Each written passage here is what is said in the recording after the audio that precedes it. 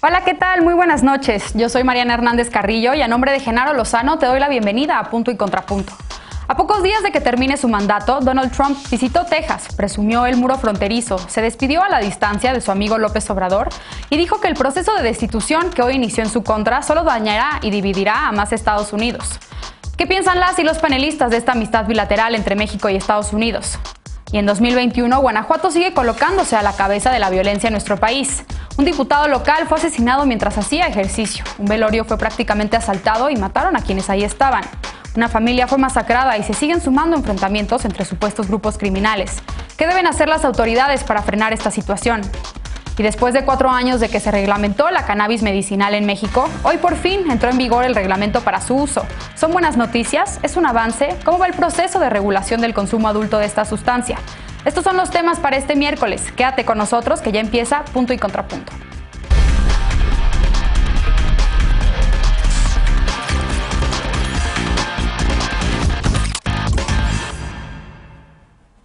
A unas horas del inicio de su segundo proceso de destitución, Donald Trump visitó Texas, una de sus trincheras políticas. Ahí ensalzó el muro, el freno a la migración, la presencia de soldados mexicanos en la frontera y la amistad del presidente mexicano. De paso, dijo que la determinación de los demócratas para sacarlo del poder antes de que termine su mandato es la mayor caza de brujas de la historia. Veamos en contexto. En su primera actividad pública tras el asalto al Capitolio, protagonizado por sus seguidores el pasado 6 de enero, Donald Trump visitó la frontera de México con Texas. Oficialmente, el propósito de la visita fue supervisar la construcción de un tramo de 11 kilómetros de muro fronterizo en el Álamo, a unos kilómetros de McAllen, en la frontera con Reynosa, Tamaulipas. Ahí Trump dijo que había trabajado muy duro para lograr esta infraestructura y que el gobierno de Joe Biden no puede pensar en la posibilidad de eliminar el muro. También presumió como un logro el freno a la migración. En su discurso apuntó que su administración instrumentó cambios históricos para acabar con los fraudes cometidos en las solicitudes de asilo gracias al acuerdo de protocolos de protección al migrante firmado con México. Conocido inicialmente como Quédate en México, estos protocolos obligan a quienes buscan asilo en Estados Unidos a esperar en México la respuesta a su solicitud. Trump dijo también que los últimos 2 años, 27,000 soldados mexicanos resguardaron sus fronteras y que nadie pensó que eso fuera posible. Finalmente agradeció al presidente López Obrador su amistad. Describió al mandatario mexicano como un gran caballero, un hombre que realmente sabe lo que está pasando y que ama a su país y a los Estados Unidos. Texas es considerado uno de los bastiones de Trump. En las pasadas elecciones presidenciales ganó con el 52% de los votos y 23 de las 36 bancas en disputa para la Cámara de Representantes fueron para el Partido Republicano. Punto y contrapunto. Y para debatir esta noche nos acompaña como cada lunes y miércoles Lisa Sánchez, directora general de México Unido contra la Delincuencia. Buenas noches, querida Lisa, ¿cómo estás? Muy bien, Mariana, muy buenas noches a todas y a todos. Bienvenida. También nos acompaña Alfredo Lecona, activista y analista. Buenas noches, Alfredo, bienvenido. Gracias, querida Mariana. Buenas noches a todas y todos. Eder Guevara, antropólogo y fundador de Morena. Buenas noches, querido Eder. Hola, Mariana. Buenas noches a todas y todos. Y también nos acompaña Frida Gómez, feminista, analista y amiga de este programa. Buenas noches, Frida. Bienvenida. Buenas noches, Mariana. Muchas gracias. Un gusto estar con todas y todos ustedes. Igualmente. Bien, pues primer tema de la noche y me gustaría comenzar contigo, Eder. Unas declaraciones un poco sorprendentes, o no sé si a ti te parecieron sorprendentes, del presidente Donald Trump en el final de su mandato, a quien, por cierto, hace unas horas la Cámara de Representantes aprobó iniciar en su contra un segundo juicio político para destituirlo. Estas declaraciones sobre el presidente López Obrador para celebrar su amistad y los acuerdos migratorios con nuestro país, ¿cómo las estás viendo? Pues no me sorprende. Primero creo que fue un evento muy desangelado el suyo. Llegó a un cachito del muro que según él iba a cubrir toda la frontera y llegó al único cachito construido y trata de darle línea al presidente electo Biden de qué es lo que debería y no debería hacer, cuando en realidad yo creo que él es la voz menos autorizada en estos momentos para eso, ¿no? Y el menos escuchado además. Entonces, me parece bien que ya se esté despidiendo. Eso significa que ya asumió, ¿no? O sea como sea, ya asumió que se va. Me parece yo lo dijimos en el programa del lunes, un error que ahorita le sigan dando argumentos para que se siga victimizando, porque el personaje es un buen agitador y entonces seguirá agitando a las masas simpatizantes y radicalizadas que lo respaldan. Sobre el mensaje hacia el presidente López Obrador, no me sorprende, ustedes lo vieron cuando Andrés Manuel López Obrador visitó a la Casa Blanca, pues, hubo un mensaje de mucha cordialidad mutua, y Andrés Manuel, a diferencia de muchos dirigentes políticos de distintas posiciones políticas, él nunca se sumó a la campaña para... no tomó partido en el conflicto, no desacreditó ni la postura del presidente electo Joe Biden ni la postura de Donald Trump reclamando un fraude electoral. Él lo que dijo son temas internos y que se decidan allá, y eso en el contexto en el que Trump se está quedando bastante solo en el mundo, pues seguramente es como un gesto de cordialidad, ¿no? Ahora el presidente López Obrador fue el primero de los dirigentes del mundo que dijo que había un acto de censura en contra de Trump a través de este asunto de quitarle sus cuentas de redes sociales. Después de él ya salió Angela Merkel también a dar una posición similar. En Francia también varios dirigentes políticos ya dieron una postura similar, porque pues sí es un acto muy extraño que sean los dueños de las empresas los que decidan quién miente y quién no, pero creo que a todo ese contexto obedece este mensaje que está dando él, y por supuesto tiene que irse diciendo que algo hizo bien, y para él lo que hizo bien fue la política migratoria, que tampoco es tan real, ¿no? Bien. Lisa, ¿tú cómo viste este mensaje del presidente Donald Trump sobre el presidente López Obrador? ¿Realmente te parece un logro para la migración entre ambos países, la detención de los migrantes en la frontera? No, claro que no, lo discutimos muchas veces a lo largo de estos años en esta mesa. Evidentemente, pues la soberanía mexicana quedó mermada en el momento en el que sus propias tropas quedaron para defender la seguridad nacional de un país que no es México, sino que es el vecino del norte. Sin embargo, bueno, sí coincido con Eder en que el mensaje fue desangelado, el evento también bastante poco relevante frente a lo que se estaba gestando al interior del Parlamento norteamericano, ¿no? Que es precisamente esto que mencionaste, Mariana, el segundo juicio político en contra del presidente que quedó aprobado, que se está notificando al Senado, y que si bien pues Donald Trump no va a ser destituido por la enmienda 25, que sería la declaratoria de incapacidad para seguir gobernando, pues seguramente sí estará enfrentando un segundo juicio político por incitación pues a las revueltas del Capitolio de los días anteriores, ¿no? Sí creo que hay retos muy importantes para la relación bilateral hacia adelante. Creo que ambos países están demostrando cuáles son sus posiciones. Donald Trump ya en la completa y absoluta irrelevancia en términos de la conducción de la relación bilateral. Le quedan 8 días al frente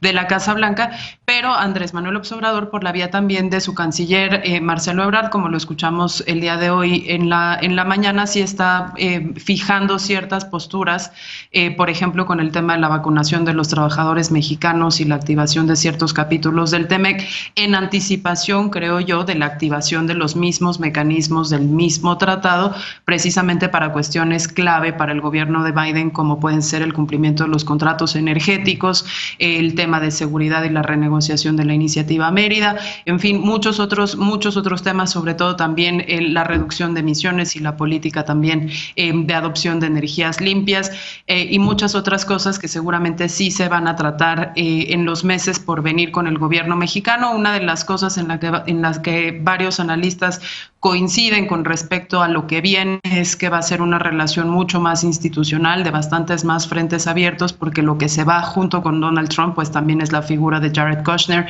que había centralizado la relación con México, principalmente pues a nivel de lo individual en esta clase como del liderazgo priista horroroso de los 80s y los 90s, en donde una sola persona se encargaba de hablar con un otro igual del otro lado, que en su momento fue Videgaray y después fue pues la Cancillería como institución y Marcelo Ebrard, ¿no? Esperemos que esa relación se pueda recomponer para el beneficio de las dos naciones, pero no veo necesariamente que vaya a ser pues una cosa muy tersa, sobre todo en ciertos aspectos clave.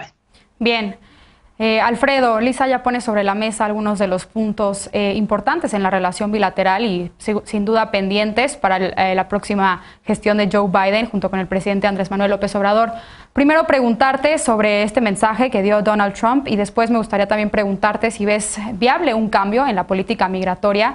Uno de los temas que se tocaron en la llamada entre el canciller Marcelo Ebrard y el asesor de seguridad nacional del presidente electo Joe Biden fue precisamente el tema migratorio y se acordó diseñar una estrategia en conjunto para que los flujos migratorios entre ambos países pues sean seguros, ordenados y regulares, esto conforme al Pacto Mundial de Migración adoptado en 2018. ¿Tú cómo estás viendo toda esta situación? Pues es que a mí esto último me suena a lo mismo que ahorita tenemos, bajo esa argumentación de una migración ordenada, segura, es que se dice hoy o se justifica o se trata de justificar que tengamos a los militares mexicanos persiguiendo a los migrantes y generando ahora en medio de la pandemia una crisis humanitaria a la cual no se le está poniendo el ojo lo suficiente. No lo está haciendo el gobierno, no lo está haciendo ciertamente el gobierno mexicano, no lo está haciendo el gobierno de Trump, y quienes sí lo han estado haciendo son las organizaciones que acompañan y defienden los derechos de los migrantes en su tránsito por nuestro país, fundaciones como la Fundación para la Justicia y el Estado Democrático de Derecho, histórica en acompañar este tipo de asuntos, como en el emblemático caso de los 72 migrantes en Tamaulipas, del asesinato de los 72 migrantes en San Fernando, y yo creo que ese informe que de hecho presentaron, del cual ya habíamos hablado aquí, que es En la boca del lobo, donde dice precisamente el estado en el que se encuentran las personas migrantes que están en nuestro país, pues es algo que tenemos que ver que tiene que cambiar y tiene que acabar inmediatamente. No me fío yo ni de las llamadas ni de las cordialidades.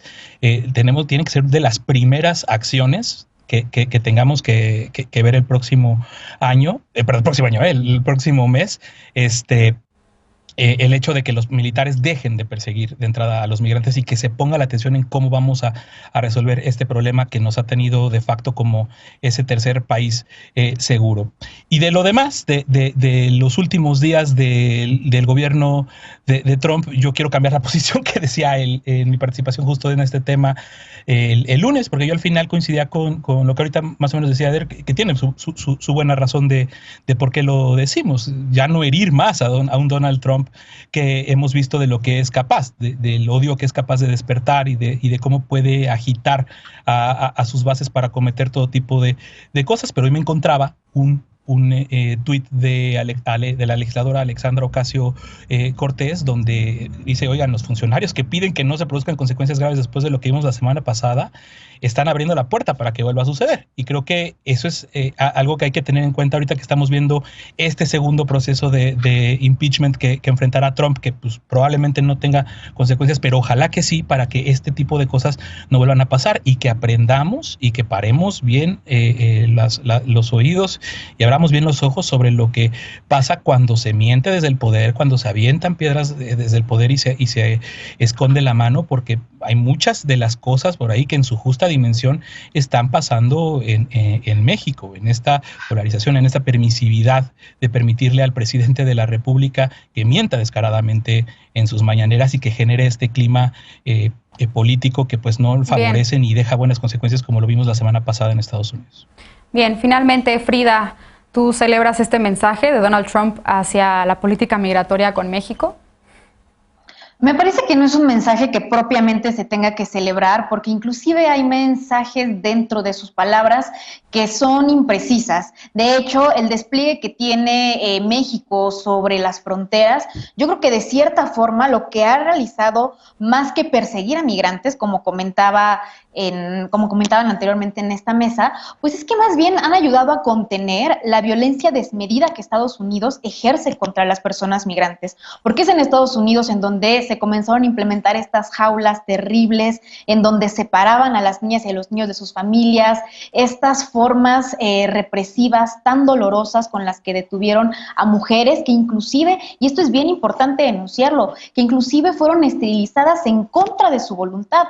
todos estos actos que Estados Unidos cometió en contra de las personas migrantes, yo creo que son justamente aquello de lo que México protegió a toda la masa que vino desde Sudamérica, que se queda en nuestro país y que además ha tenido acceso a varios refugios, tal como lo decía Lecona, de la sociedad civil. Y eso me parece un tema importante, porque además Donald Trump, en el mensaje que lanza, yo lo veo francamente melancólico, triste, e inclusive yo diría que trata un poco de colgarse del liderazgo moral que tiene Andrés Manuel López Obrador al momento de enunciarlo como su amigo, como una persona respetuosa, pero algo en lo que no se equivoca es que Andrés Manuel fue muy inteligente para tratar a uno de los líderes más dañinos que ha tenido Estados Unidos. Y su segundo impeachment yo creo que tiene que ser ejemplar, porque los actos que ha cometido, los llamados al odio, no tienen absolutamente nada que ver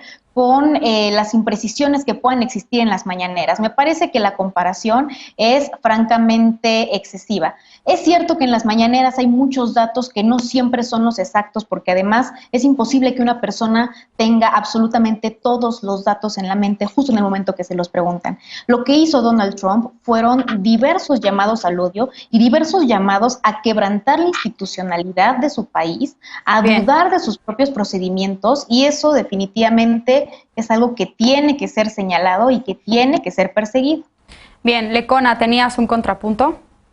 Sí, yo quiero vivir en el país que vive Frida, porque ahora resulta que estamos cuidando a las personas migrantes para que no les pase en Estados Unidos lo que les está pasando aquí. O sea, si no queremos voltear a ver, es que eso no les está pasando en Estados Unidos. O sea, perdón. Lo que les está pasando es una crisis humanitaria. México recomiendo, Frida, que te pongas a leer ese informe que presentaron las organizaciones, porque ellas son las que están acompañando a los migrantes y son las que están documentando las violaciones graves a derechos humanos que están viviendo en nuestro país. Secuestro y la tortura de las que son víctimas cuando nos lo regresan. Nos las regresan y no solo a las mexicanas y a los mexicanos, nos regresan a los centroamericanos, centroamericanas que están allá porque lo aceptamos, porque eso fue lo que puso Marcelo Ebrard en la mesa de negociación y hace 1 año y medio. Yo quiero vivir en el país en el que tú vives porque no es el país en el que estamos viendo, ni tampoco en el tema de las mañaneras. Bien. El presidente no miente ocasionalmente porque no sabe los datos. Nadie puede esperar que el presidente tenga todos los datos de lo que dice, pero el presidente difama. Al presidente se le señala que difama, que calumnia. Lisa lo sabe perfectamente bien con lo que hizo contra México Unido contra la delincuencia, al vincularlos con donde no tiene nada que ver, y no hay consecuencias de esos actos. No hay consecuencias de las mentiras. Y ya estuvo bien de estar normalizando la mentira, la calumnia desde tribunas como las del presidente. La mano antes bien. Que Lecona y no sí, Eder, no habíamos tenido oportunidad de ver que habías alzado la mano. 20 segundos, por favor, Eder, para irnos a corte. A ver, muy rápido. Decíamos en el programa anterior que en el tema de las vacunas era muy importante que México estaba comprando un excedente, es decir, toda la ciudadanía mexicana tenemos garantizada que nuestra dosis de vacunas, pero además hay un excedente para vacunar a la gente de México en otros países, sobre todo en Estados Unidos y Canadá, y para también vacunar a las personas migrantes, como migrantes que quieren llegar a Estados Unidos y que están en el territorio nacional. ¿Cómo se vacunaría a estas personas si no sabemos quiénes son? Es muy importante la estrategia migratoria, que se tienen que corregir muchas cosas, pero la estrategia migratoria del gobierno de la Cuarta Transformación ha sido muy importante para saber quién entra en nuestro país. Hay refugios, sobre todo los de la frontera norte, los de la frontera sur todavía no me gustan, los que están en la frontera norte son muy dignos para todas las personas que tienen alojamiento ahí, las que aceptan quedarse ahí. Y bien, en el asunto de la Guardia Nacional es muy importante el acompañamiento que le están dando también a estas personas.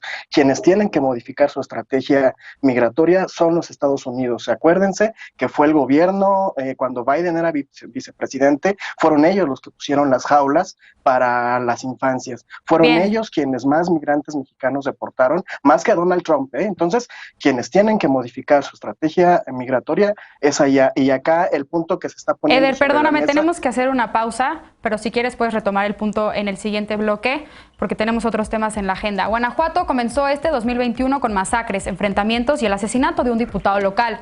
Las autoridades lo atribuyen a enfrentamientos entre el cártel Jalisco Nueva Generación y el de Santa Rosa de Lima. Sí, el mismo que supuestamente fue desarticulado el año pasado. ¿Por qué no se frena la violencia en esta entidad? Regresamos con este tema, punto y contrapunto, no te vayas.